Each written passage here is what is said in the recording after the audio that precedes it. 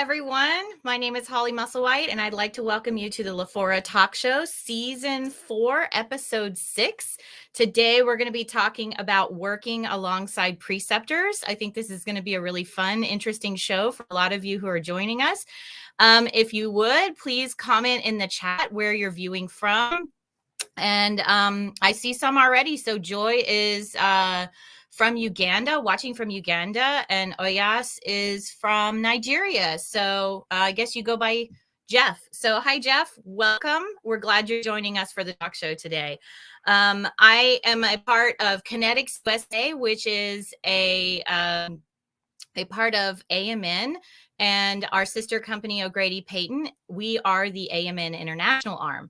So we are excited to work with healthcare professionals from all over the world, helping them realize their American dream. Hi, Cynthia. Hi, Milanis. And hello, Margaret from Kenya. Cynthia is also from Nigeria. So looks like we've got a couple of nurses today and maybe a few more by the time we finish up. If you have not applied to Connetics, or if you are interested in applying to Connetics, please go to our website at conneticsusa.com/apply. You'll see it there on the tagline. We would love to hear from you. And I'm going to take a look. It looks like Nat from Ghana, an ER nurse, is also joining us. So welcome, Nat. Glad you're joining us today. Thanks so much.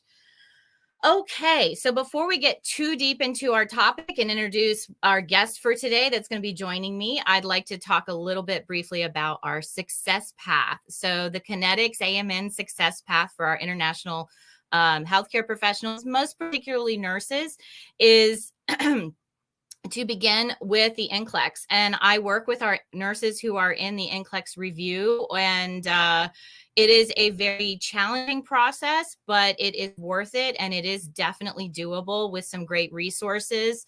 So those of you who are studying for the NCLEX, please keep it up, get that milestone finished so that you can work towards finding your sponsor here in the US. We will help you prepare for an interview. And then once you've got a sponsor, work through the visa framework with you and the licensing and credentialing process, including your English exam. We do have support available for some awesome English programs, English proficiency study programs. And then we have our Get Ready game plan, where we are helping you prepare and accelerate for that transition here to the US. When you arrive, we partner with the facility and with you to help ensure a smooth transition.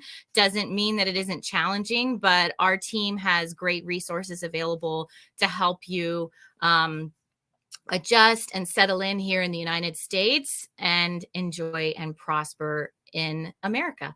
So thank you again for joining us today. I see we have Tahir from Pakistan and Helen from Zambia and Lizelski from Riyadh. So welcome to all of you. I'd like to go ahead and introduce our guest nurse for today. So we'll bring in Brian now. Brian, thanks for joining us today. Hi. Good morning. Brian, you're still on mute. Oh, there you go. Hi. Good morning. How are you doing? Good morning. Good. Thanks for joining us today. Brian, I'd like for you to go ahead and introduce yourself to our audience. Yeah, my name is Brian Wanga. I am currently working as a trauma PCU nurse in the Central Texas.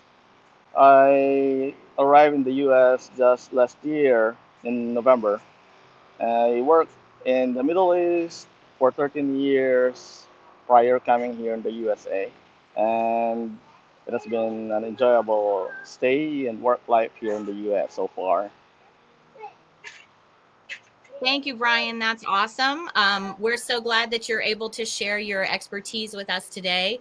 One thing that I did want to emphasize is you're sort of like having two guests, because you not only have immigrated here and worked with a U.S. preceptor when you started here, but also now you are a preceptor for nurses. Is that right? Yeah, I started to precept IENs. So I started to share what I have learned since I arrived here in the US. as well as what I have experienced in other parts of the world. That's awesome. So we're going to use both your experience as a new U.S. nurse, but not a new nurse completely, as well as being a preceptor here. I think that you'll have a lot of wisdom to share with us. And so I'm really excited to kind of pick your brain. Um, before we move along, I will say hello to George watching from Nairobi, Kenya. Thanks for joining us, George, and Nkechi from Nigeria as well. So more nurses from Nigeria joining us today. So Brian, let's talk a little bit about the preceptor's role in and what the responsibility of a preceptor is, especially since that's what you're doing at times now. So, in general, what is your responsibility as a preceptor? As a preceptor, your main goal is to make sure that the Orientee or the IEN would be able to adapt to the new work environment, to adapt with the standard policies and procedure of the hospital and of the United States based on the practice that we have here. So we would provide guidance on how the flow is going in the unit or specific unit that you are in, how to communicate with your peers, with the patients, with the doctors, and any other members of the health team. And apart from that, we know that there would be a lot of anxieties. There would be like some questions in the minds of the new nurses as they just arrived in the US. We also consider the feelings, the emotions of these new nurses. So we have to take care of the orientee or the new nurses holistically. Mm-hmm. So that sounds like there's a lot of emotional support as well as helping them, learn new skills or adapt the skills they have to the way things are done here in the United States for nurses and their role here. So that's a big Right. responsibility. Yes. We have to adjust. We have to adapt with the skills that we have from our previous experiences that would maybe applicable, some would not be applicable in here. So we just try to know and understand what are the things that we may continue with our practice as a nurse here in the US and those that are not allowed to do here and we should avoid it. Mm-hmm. And so I've been oriented myself, mostly as a graduate nurse here in the U.S. And when I was an orientee, there were definitely some periods where I wondered if I even done the right thing to become a nurse, because it does get very stressful at times when you're trying to adjust and learn your role and deal with all of the different information and responsibilities that are coming at you. So what would you say is the biggest responsibility the orientee has in the process? The biggest responsibility of the orientee in the entire process is to have an open mind and to be flexible and to be able to adapt to the current situation. You need to know basically the standards operating procedures, the policies of the hospital or the institution where you work, because this will give you a backbone on your practice. You'll base your practice, your skills, based on what they ask us to do, based on the laws of the state, based on the policies and procedures of the hospitals. Mm-hmm. Then it takes courage. You should be courageous in order to face new challenges and have a positive mind. Have a positive mind to accept like constructive criticism. Have a positive mind in accepting positive or negative comments. So it's just a matter of a point of view. Just look at always the positive side. Yes, there will be like negative things or negative issues, but you can always learn for those issues and move forward to become a better and successful nurse here in the US. Yes.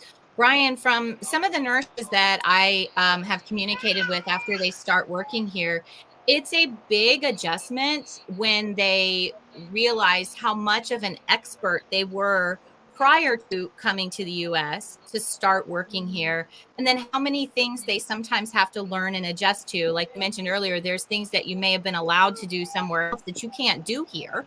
And there's Right. also things that, you can't, you need to seek out information to make sure that you're practicing the way you're supposed to be within the nursing scope and the state's Nurse Practice Act. So, did you have moments where you felt like you were just a beginner again? And, maybe it was like, did you ever question, what did I do? Well, before I come here in the United States, I already conditioned my mind and myself that this will be like entirely new practice, but there were some practices that we had in my previous experiences that are applicable in here because we base our training and education also in U.S. textbooks and uh, the previous work that I had, they were mostly managed by Americans as well. So they're trying to adopt what the American practice is when it comes especially to safety of patients and based on the scopes and practice of the nurses. So what is important is that whenever you are in a new work situation, have an open mind and do the effort to learn the new things. And basically, when it comes to skills, skills would be there. That would be an asset for the experienced nurses. But just know your limits because in here we may not allow to do certain things that we used to do in other places. And there are also things that we are asked to do in here that we were not allowed to do in other places. So communication, open-mindedness, and adaptability or flexibility would be key factors in order to be a successful nurse here in the U.S. So I think that kind of segues nicely into my next question or discussion point, which is the nurses that we work, when they arrive here and they start work, they actually have their own license in the state they're going to work in most cases. So in that situation, is the preceptor responsible for legally responsible for the nurse making any mistakes while they're orienting? Yes, both the Orientee and the Preceptor got the legal responsibilities because the Preceptor has been given the authority over the Orientee. So as much as possible, the Orientee and the Preceptor would work hand in hand in order to have a safe practice and in order to be able to adapt with the current situation and to avoid any legal issues. Hmm. So that's really important that the preceptors bear responsibility in the sense of, guiding the nurse and verifying that they are competent and safe to practice more and more independently by the time they finish with their orientation. However, because that orientee has their own license, they are expected to practice as what we call a prudent nurse under the Nurse Practice Act in that state. So if the nurse makes a mistake that's an honest mistake, then they would look at what happened, how it happened, what we can do to minimize the risk to the patient. And there's a reporting process and a risk management process. We won't go into that today, but I will say it's important to recognize that while the preceptor has some responsibility, the orientee is practicing under their own license in this situation. And so it's very important that if they're not certain about something, that they make sure that they verify their own knowledge or skill or ask for help. And that, Brian, I don't know about you, but I am a lifelong learner as a nurse, and so there are things that I don't know today, and I will go to seek that information out, or I'll find out that there's updated practice guidelines for certain things. So are you still learning, or do you now know it all because you've become a preceptor? Well, just like you, learning is continuous process. So every time that there will be something or updates, we have to improve ourselves by having look into the new laws, the new updates for our practices. And in fact, in our institution, we are given the opportunity to continue our studies. We can take our masters, we can take our higher level of education. We have short courses being offered, or like there will be like specialties that you choose. So these are being given here in the United States, but it may differ in each state or institution where you're working at. The good thing is that in here you will learn continuously because in the entire year it's not just you are being given the responsibilities to learn during the orientation process, but remember during the whole year, and it's like a cycle that we need to keep on updating our skills. We need to update the new policies and procedures of the hospitals because they keep on doing research, they keep on doing the updates. So we have competencies. These competencies we have during the orientation, and even after the orientation, we have yearly evaluation of our skills and competence. I gotcha. So there's continuous learning almost whether you want to or not, but there's a variety of Yes. resources and there's a variety of ways that things could change. It could be a new policy or practice or a piece of equipment in the hospital that you're going to have to learn about and bring into your daily work life, or it could be something within the Nurse Practice Act and within your state that changes. So before we move on to our next topic point, I want to say hello to Siranard from Thailand, Jenny Lee from Bermuda, Hi Burley from the Philippines, and Medinat from Kuwait. Lorna is watching from Istanbul, Turkey, and Esther is in the UAE. So we got people from around the world that are joining us and wanting to learn more about working alongside preceptors. Um, so let's talk about the training to become a preceptor here in the US. What kind of training did you have when you were given that responsibility? Yes. The institution has designed a training module for the preceptors. So each preceptor should undergo a training that would give a uniform guidelines regarding how to deal with the Orientees or the IENs that we got. So we sit in a class for a day. In fact, I have a schedule for the training again for today.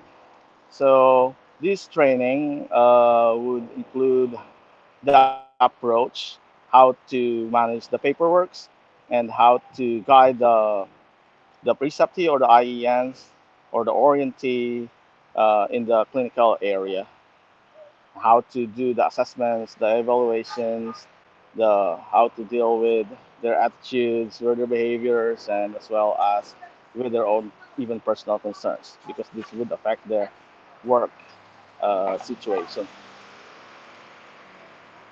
So it sounds like it's a very comprehensive program at the facility where you're at, and that's great.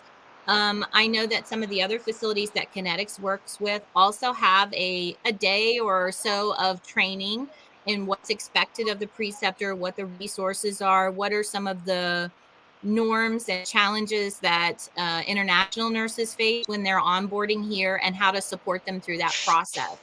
And I think Right. that every nurse is an individual, but we also know that different cultures and healthcare systems have different norms. And so when the nurses get here, they're having to adjust to a lot outside of work. And then when they get to work, they're also still adjusting to what healthcare is like here, what the patient's personal and family culture may be.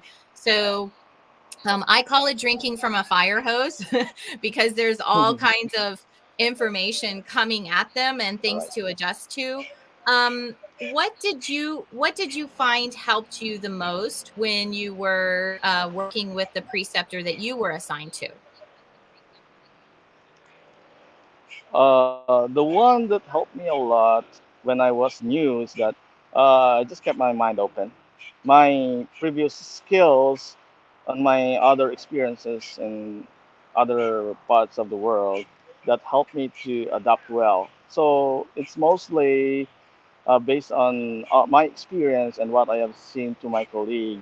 What we adjusted was the documentation process. The Hmm. documentation process that we have, they are so specific, and they are so really specific in doing the assessments and documenting it on time. And that is the thing that my preceptor gave me a focus during my orientation time, because we have a different system, or even though that we have the software in other facilities, but they have different type of documentation, even though that the things that you need to document are the same, but how you will document it, that matters most. Thanks, Brian. So I think that is a good point. You came from the Middle East as your last place of work. And so you had some exposure to computer documentation, but then you got here and realized you might be putting information into a computer system, but there were still going to be some differences as to what you have to put in and how you have to document it. And I think that's a good point, is some people are going to also transition from paper, where they may document certain things, into a computer system where there's a lot more check boxes to do and a lot more navigation, with a maybe with a mouse or a trackpad. So getting used to that, in addition to everything else, becomes sometimes a little frustrating for some of the nurses I've talked to. They get a little tired of trying to figure out sometimes how that computer system works. But what are some of the ways that they can maybe practice and improve their comfort level with the computer systems they're going to work with here in the States? Yeah, in our institution, we are given the time during the orientation, the entire week, just to do the computer works. So there will be like simulation programs that you need to do. You can play around with documentation. So have a time to practice that during your orientation time, and always ask your preceptor the things that you need to document and how to do it, and have a small note if you can. What are the important things that you need to remember during the documentation? And it would take some time to put it in your system. Just like in the beginning, I was just trying to read it one by one. What are the things written? But now you know already. When you click a certain thing, it would where the place of that certain thing that you need to document is being placed. So that would adapt to the speed of your workflow. Hmm. Yeah. So it is a lot of practice. And I like that your facility is able to give you some simulations to practice. Sometimes when it's more scenario based, it's easier to understand why you're doing what you're doing, or the how even. So what do you enjoy most about being a preceptor here in the US? Well, I enjoy sharing my experience, and the most of all, I enjoy if my preceptee or my orientee learns a lot and be able to adjust and adapt well with the current situation, and based on the evaluation that he or she would have at the end or in between of the entire orientation process. If the evaluation shows good, the results good, and we get a good feedback from her or him, that and it shows also in the workflow and how he or she adjusts in the work situation, that would be really satisfying. Yeah, I think that's what I enjoy most about training nurses, is when they have success, when they have those aha. Sometimes it's a small moment, a small success in the overall journey, but it just makes you feel really good when you see that people are learning what you're attempting to share with them, and they're very engaged. And of course, when they're excited about something, that's even more fun. We have Arlene watching from Jamaica today, and Joy watching from Kenya as well. So, for those of you who've joined us in the chat, you can also put if you have comments about or questions about being a preceptor or working with a preceptor here in the US. And we'll try and get to some of those a little later in the show. So, please feel free to put your questions in there.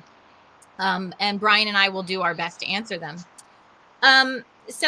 Brian, sometimes we find that the international nurse who's adjusting um, may find it difficult to know what they don't know, but they usually do understand how they learn best. So, how can a nurse communicate to a preceptor what their learning needs are? Yeah, basically, before the beginning of the orientation process in our facility, we have the checklist of uh, the strengths and weaknesses of the new nurse. What are the things that they're good at? What they think that they need improvement, and sometimes they just say we don't know, but uh, in the entire process, they would be able to assess themselves. So there's also a checklist of the common or the skills or knowledge that are necessary for a specific unit. So they have to read on each specific skills or knowledge that are needed in order to be successful in the area or the unit, and we look into that and we work on it and we check in between, like every shift or like every other 2 weeks there will be a touch point to evaluate the situation. How is the nurse doing? How is he adjusting? How well is he doing in accordance to the number of weeks that he or she is having on the unit? So it's daily daily evaluation if he or she is at work, and at the same time, sometimes you will realize only during your work or the orientation. Oh, we didn't used to have this in my previous experience. Oh, it is a common procedure in here, but I never had it before. So we look into that and we give focus on whatever that the nurse initially knows the strengths or weaknesses, plus the ones that they discover in between the orientation or within the orientation process. Mm-hmm. So it sounds like you're used to seeing the nurse have a self assessment, and then as you go along throughout the orientation process, you're evaluating to see are there areas that still need improvements, and are they maybe they thought they knew something, and when it comes time to demonstrate that here, they still need a little bit of work to be able to perform it the way it needs to be done. So Right. there's day-to-day feedback, and that's really important. um let's say that a nurse is told after they do a procedure here, maybe for the first time, um that was okay. What is your interpretation of okay? Well, okay for me means like, oh, I've done that, or like there will be some questions that you need to ask to further dig whether he or she understand it fully. It's not just okay means okay. For me, okay means we need to be confident. I'm very okay. Let's say very confident. Just being okay only is not enough for me. You must be really confident. Yes. All right. So your understanding and mine are the same then. If someone is telling you that you did okay, my advice to people, I don't know if you would say the same, is why don't you see if you can get a little more specifics? What did I do well? And what could I improve on? And sometimes that's where you're going to get the feedback that helps you grow from okay to I'm confident and I've met even met the expectation. Okay may not indicate you've met the expectation of the person who's evaluating your performance. So it's really important to get specifics. Even if they come back and tell you, okay, well, okay for me means, that you did well. Okay, what does well mean? Is it well enough? What are the things that maybe I could still work on and do better? And what are the things that I did well enough that I should just keep doing those? So specifics are really important when we're talking about that orientation process of feedback. So I see Millie is joining us all the way from Canada. Millie, that means you're a little closer to us than maybe some of our other nurses, but we're glad that you're joining us today. And Nat from Ghana is also joining us. So, Brian, sometimes a preceptor and an orientee just don't quite match. And what I mean by that is maybe the learning style of the orientee and the training style of the preceptor aren't really facilitating success for that orientee. What should an orientee do? Or I heard you mention an IEN, so an internationally educated nurse. What should that nurse do if there's a mismatch between them and their preceptor? I wonder if we lost Brian for a minute.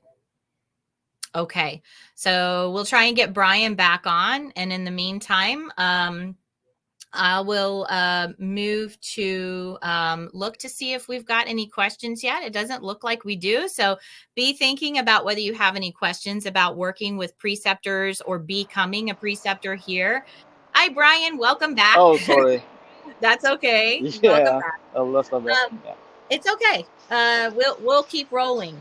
No, I actually had a question for you about what happens if a preceptor and an orientee, it's not a good match between the two. Maybe the preceptor's training style and the orientee's learning style just aren't matching. Maybe it's a personality thing. Um, what could happen or should happen in that situation?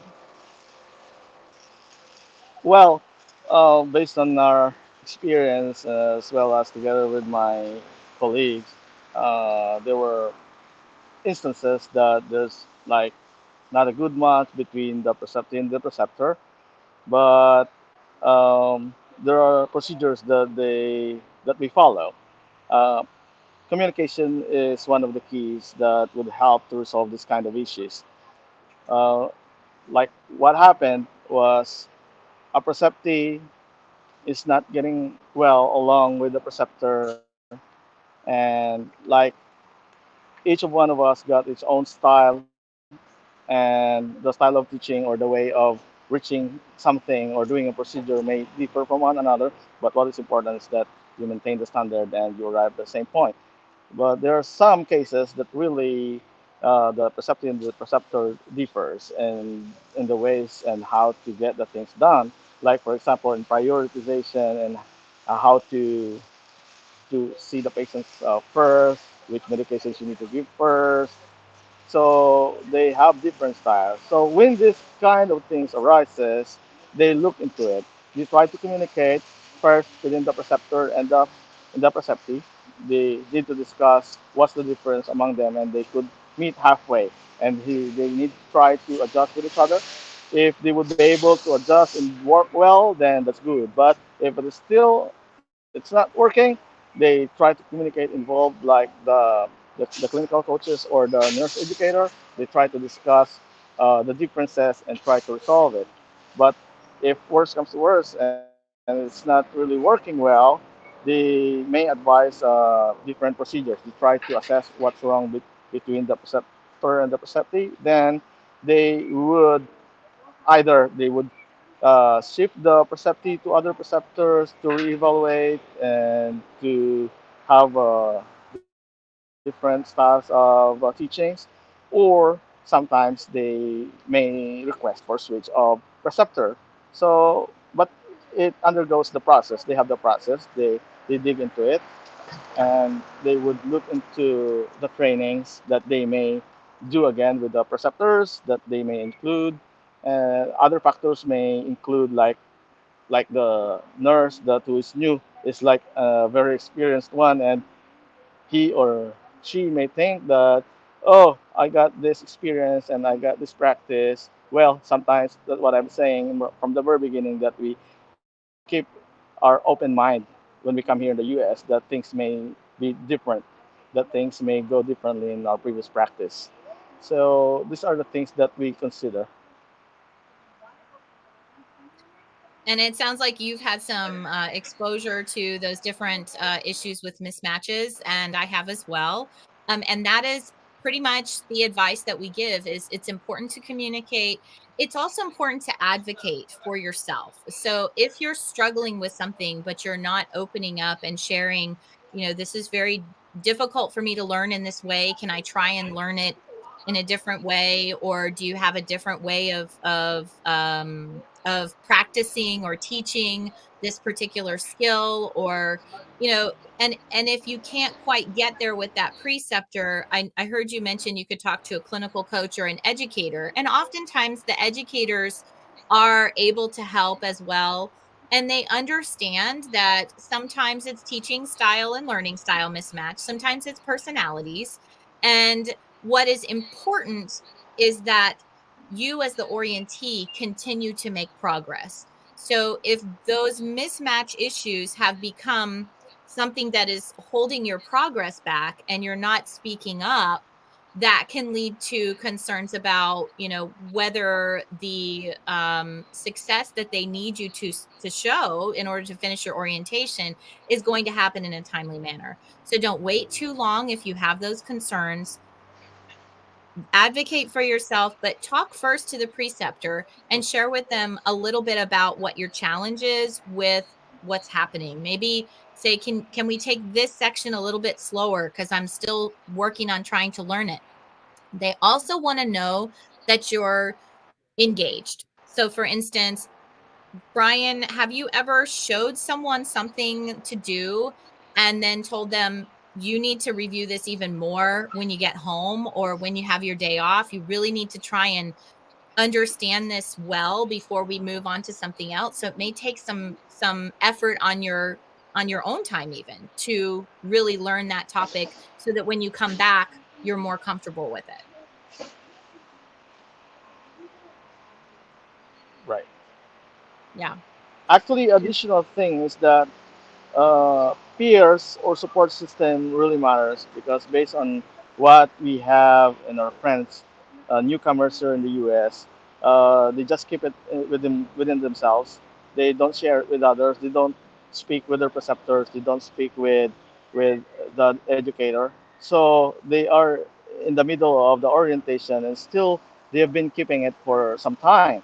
So support system would really help. Just like if you have peers or friends that you can verbalize your feelings and share what your feelings, what your ideas. And it turned out that, like, one of our friends opened up before, and it turned out that there are others also that are experiencing the same.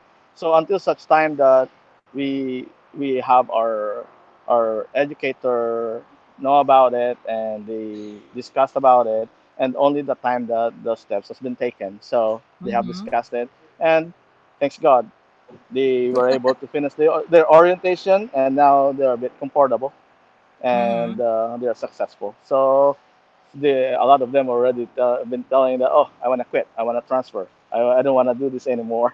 So it happens. So just communicate and have a support system, and try to do Mm-hmm. your best to review whatever you have taken in the clinical areas or in the trainings or seminars. Have a time to reflect on it at home, and have a time to reflect on both the downside and the upsides.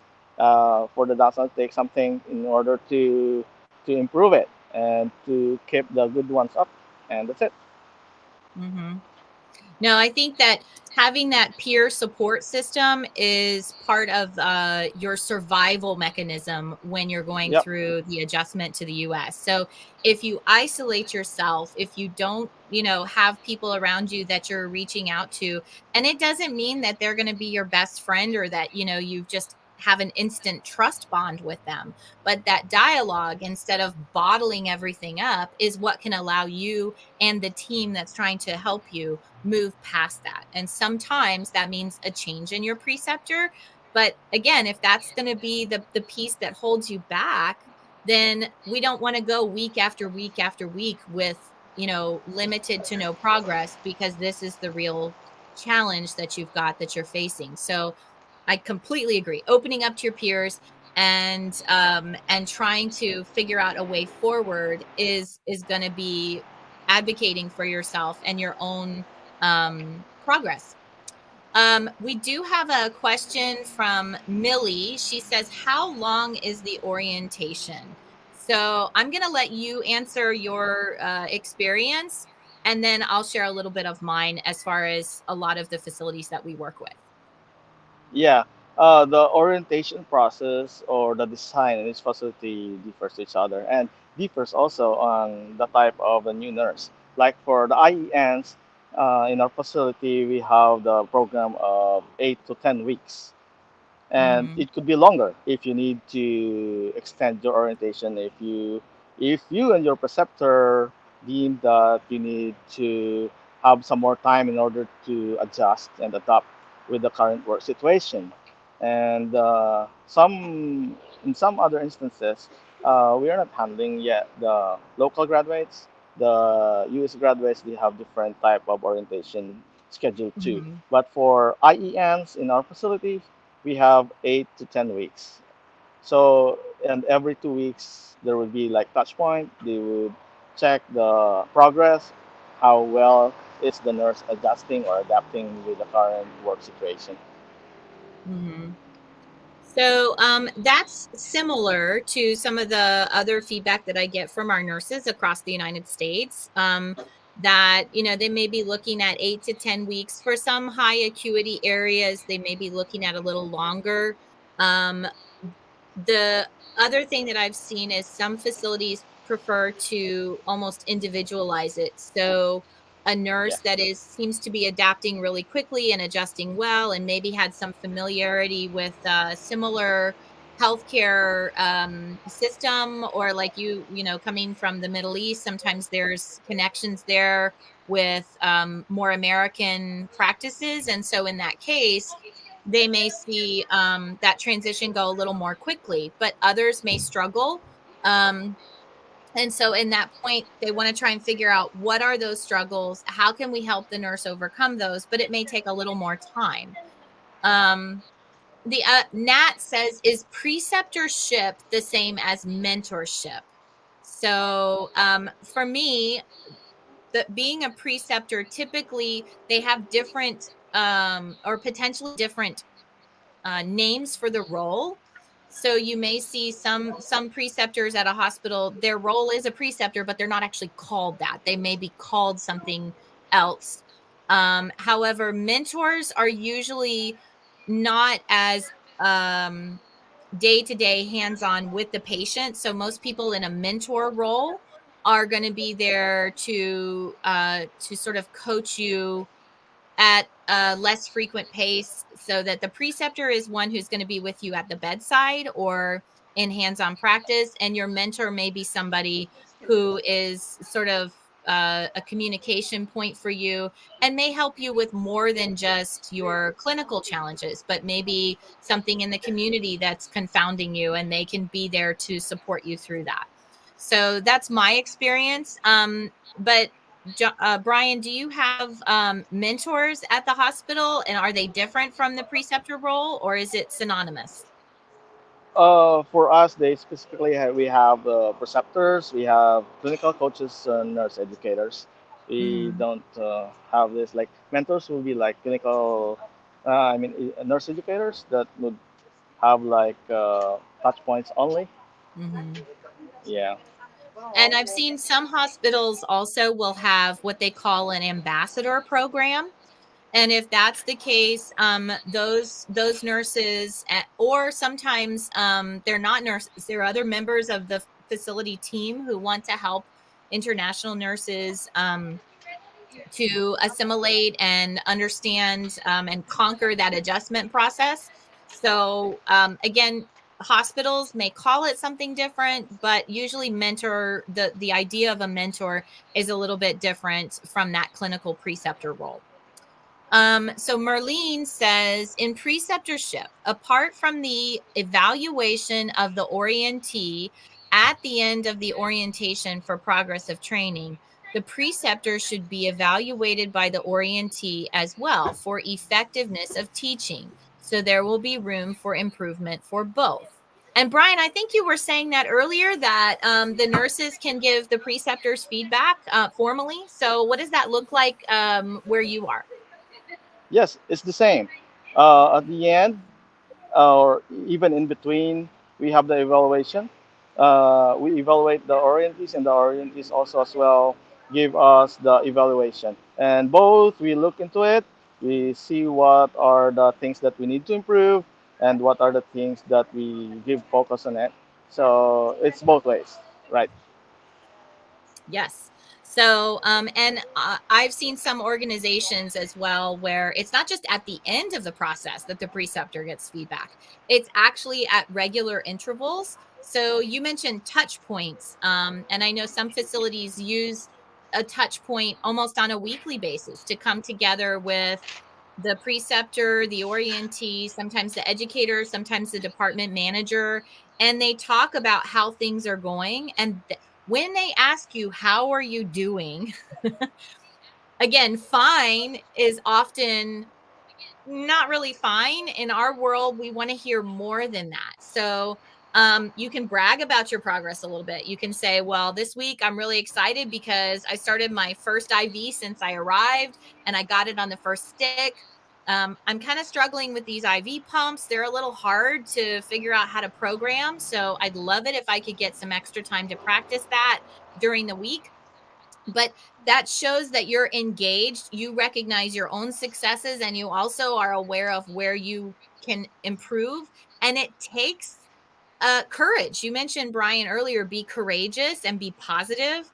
And here the goal is to be always progressing. So if you seem aware of what those areas of opportunity are in your own performance and you're able to vocalize those, great. And then your preceptors can back you up on those things. They can also suggest other things you can do. But that's also your time to say, my preceptor and I, we get along really well. But I see that, sometimes when I'm with a alternate preceptor, they do things differently. What should I do? Which one should I follow? That question comes up a lot too. And if you need to give feedback in private about something that's going on with the preceptor, that's typically where you can speak with a unit educator, or I guess, Brian, maybe the clinical coach at the facilities where you work. Brian might be frozen. Okay, I'm sure we'll get him back in just a minute. All right. So, Merlene, I like that you mentioned that we have the opportunity to give feedback about the preceptor and the performance. And yes, there is a understanding that not every preceptor and orientee will be the perfect match. And there are some preceptors who absolutely love being preceptors, and there are others who are like, it's a little tough for me to be a preceptor because I have to juggle what work I have to do, and I have to help this person orient and become comfortable themselves. So I think the more they enjoy what they do, the easier it is for someone to feel like they really are being shepherded through the process in an effective way. So, Brian, um, we talked a little bit about being engaged in the process.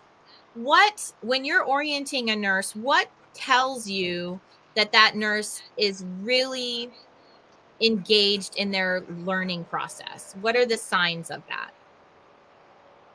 Based on what we have, is that the nurse itself keeps on updating the preceptor, and we have open communication, and he or she is comfortable sharing his ideas, his or her difficulties during the entire process, and they keep on asking questions without hesitations, whether it's with the procedure, whether it's with the policies and procedures. So being open, being Hmm. open uh, when it comes to the professional side in the workplace, and be able to practice or be able to improve her practice and adjustment in the area, that shows the nurse is really eager to learn, and really into the practice, or into the new work situation. Yeah, that's a very good summary, and I agree with all of that. I think that it takes it's okay to be in learning mode again when you get here, and the more we as preceptors see that you are, trying to soak it all in and learn it and retain it and start to use it in other skills. So for instance, if you are, performing a sterile procedure, like a dressing change, and then you go to do a sterile urinary catheter insertion, practicing good sterility is a sign that you're respecting patients' need for safety. Brian, I heard you mention safety a lot, but when you're in your preceptor role, what is your biggest fear? Well, my biggest fear is that my Preceptee or Orientee would not be able to adjust well, and would not be able to practice the right thing when he or she is about to end the orientation process. Because for me, it may lead her to any legal issues, any safety issues, if he or she is not able to adapt in the current working situation. Yeah. And I think that's what I've heard from some of the other nurses that I speak with, is when they're told that something is not safe, or they haven't practiced a safe technique, or maybe observed a part of the procedure that's considered making it more safe. That is what leads to concern about whether that nurse will be able to be independent. Yes. What are some of the things that you find maybe are the hardest challenges to adapt to when it comes to safe practice here in the US? The most difficult thing, or the hardest part, is that if you keep your old practice that are not in line with the scope of practice or policies and procedures of the hospitals. So when you come here in the United States, try to learn what what are the legalities, or what are the safe practices and procedures. Know the policies of the hospital, and know the state laws and the scopes of practice of nursing in whatever state you are working in, because that would help you guide on safe practice. Yeah, that's really good advice, to understand what the legal aspects are, what's expected of you. And then I think we haven't talked a whole lot about it, but a lot of times preceptors are a resource that a nurse knows they can go to, but the preceptor is only going to know and remember so much. So what other resources should the nurse be regularly accessing during their orientation to help them verify that their understanding is correct, or how to do something, or what's expected of them? Yep. In our facility, we have an online system for the policies and procedures. Whatever questions that you have, you can always open that folder. Like in our institution, where we put the policies and procedures, and any specific concerns that you have, like whether it's a nursing procedure, whether a procedure of doing something, or a procedure in discharging patients and a procedure in referrals or whatever it is in the computer. We have the files. You are given the access, and you can ask your preceptor if you don't know how to open it or how to access it. There is a charge nurse that you can always ask as well to give you guidance when it comes to how things are being done, what are the policies and procedures, or how to access the policies and procedures in your unit. And in the unit, we have also hard copies, some of the hard copies of the necessary or common procedures or things that we do that in order to guide us in our daily practice. Mhm. And most hospitals and facilities have those online resources. They have Yeah. ways you can look up medications. If you're not familiar with them, you can use the computer system to do that, to look up policies and procedures.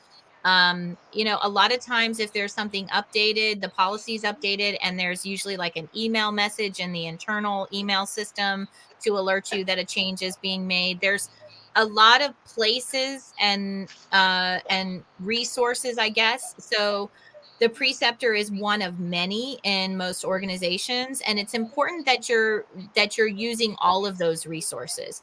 And not a prudent nurse is not going to do something to a patient and put them at risk if they're not sure. So when we talk about practicing safely, if you're not sure, then make sure you use those resources to become sure, whether that's reading up on the procedure and then going and saying to your preceptor, okay, I read up on this and this is what I think I have to do. And this is, I might need your help to remind me or, whatever, but have that dialogue if you need to. Make sure that you're not forgetting those resources once they're given to you during your orientation, that they're still there, that they're great for you to access because they're standard. They're not going to change from day to day. They are consistent. So Peter is asking how long will it take for newly nurses to finish orientation process. So new graduate nurses in the US undergo a different orientation because they're new graduates. New international nurses in many organizations have several weeks that they may be given initially, and then if need be, based on the individual or the specialty and the amount of information that needs to be learned and absorbed, that orientation may be more than that, may be extended. But the goal is for you to demonstrate safe, competent care and be eager to learn and okay with learning. It's okay to learn. It's okay to ask questions because it's all in the name of being safe. Safe practice is the key.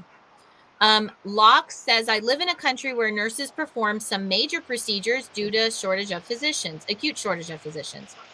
While I have worked in the ER, I performed procedures like I&D, incision and drainage, minor tendon repairs, artery puncture. Wow, you've done a lot.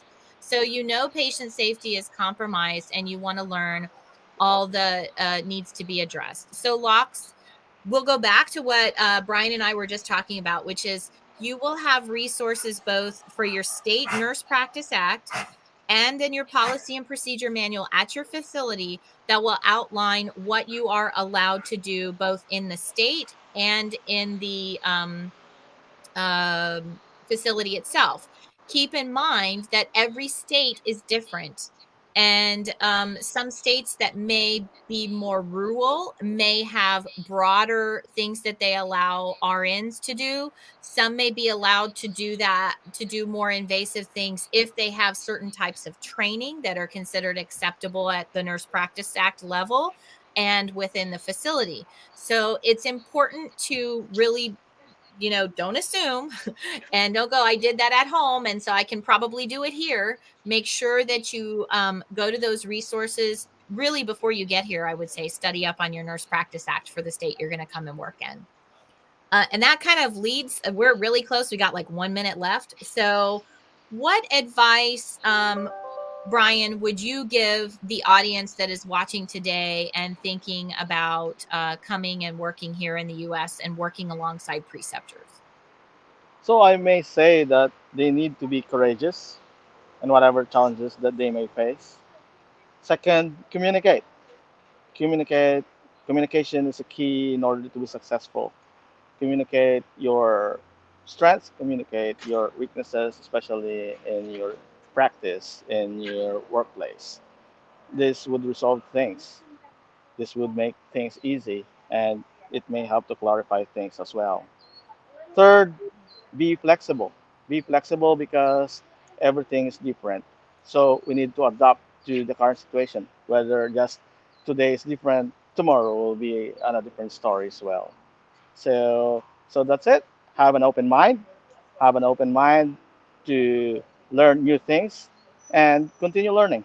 Learning is a continuous process, and you'll be successful, especially here in the U.S. Yeah. Even once you finish orientation, you're still going to learn. You're still going to have questions. Your leaders are still learning. They still have questions. So we are, as nurses, continual learners. And that's part of the great thing about being a nurse. Um, and I do want to talk a little bit about some of our upcoming shows before we sign off. So we have a Connetics Career Day coming on the 18th, and we have a show on August 25th about stateside working in the Northeast. And I'm excited for what's coming on that. Both of those shows I think will be awesome. In September, we're going to do a CGFNS English exams discussion 1 year after the CGFNS organization approved additional English exams for their visa screen process. We're going to talk to guests, experts in that show.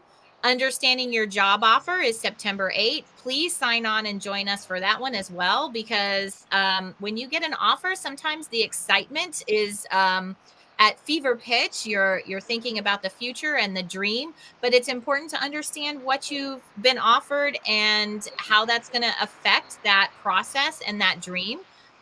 So we will help you analyze your offers in that show. September 15, immigration Q&A will give you an update on what's up with immigration and retrogression. And then we have another stateside show coming up towards the end of September. Our next Lafora talk show is September 12th, and it's on overcoming challenges. And I'm sure that will have a lot of great advice for you. Our Connetics College also has shows every Monday at 6 a.m. Pacific Standard Time. And so those are both NCLEX topics for those of you preparing for your NCLEX test, and then English. So Swoosh and Niners both partner with Connetics for great resources for preparing for your English proficiency exams. And we hope you'll join us on those Mondays for those free courses to help you prepare for your journey to the US. Thank you so much, Brian, for your time and for sharing your expertise and experience with us today. Really appreciate it, and look forward to maybe doing some future shows with you back as a guest. Hope you have a great rest of your day, and good luck with your preceptor class. Yeah, thank you so much also for the opportunity and time.